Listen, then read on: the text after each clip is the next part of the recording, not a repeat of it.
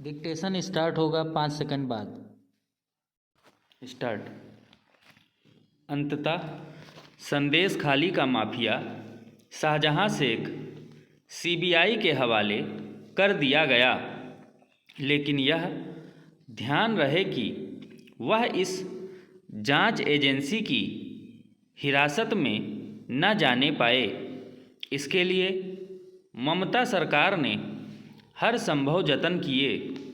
बंगाल सरकार ने कलकत्ता उच्च न्यायालय के इस आदेश को मानने से इनकार किया कि शाहजहां शेख को सीबीआई के हवाले किया जाए। इसके लिए बहाना यह बनाया गया कि मामला सुप्रीम कोर्ट के समक्ष है, जबकि ऐसा नहीं था। इसके बाद जब सुप्रीम कोर्ट का दरवाज़ा खटखटाया गया तो उसने इस मामले की तुरंत सुनवाई से मना कर दिया। ममता सरकार ने तब भी हार नहीं मानी। उसने शाहजहां शेख को सीबीआई के हवाले तब किया जब कलकत्ता उच्च न्यायालय ने फिर यह आदेश दिया कि बिना किसी देरी के ऐसा किया जाए। ईडी की टीम पर हमले के साथ संदेश खाली में लोगों की ज़मीन कब्जाने और महिलाओं के यौन उत्पीड़न के आरोपित शाहजहां शेख को गिरफ्तार करने में बंगाल पुलिस की कोई दिलचस्पी नहीं थी। इसके संकेत तभी मिल गए थे जब वह फरार चल रहा था।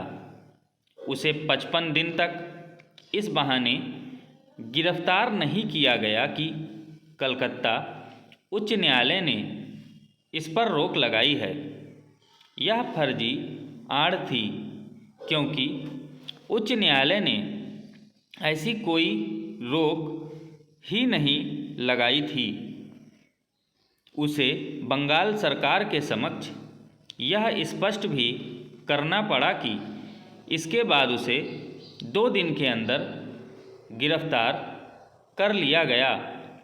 गिरफ्तारी के बाद वह जिस ठसक के साथ थाने और अदालत में दाखिल हुआ, उससे यही लगा कि बंगाल सरकार उसे अति विशिष्ट व्यक्ति मानकर चल रही है।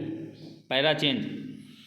ममता सरकार और बंगाल पुलिस कुछ भी दावा करे, इसमें संदेह नहीं कि उसने आपराधिक चरित्र वाले शाहजहां शेख का बचाव करने में कोई कसर नहीं उठा रखी।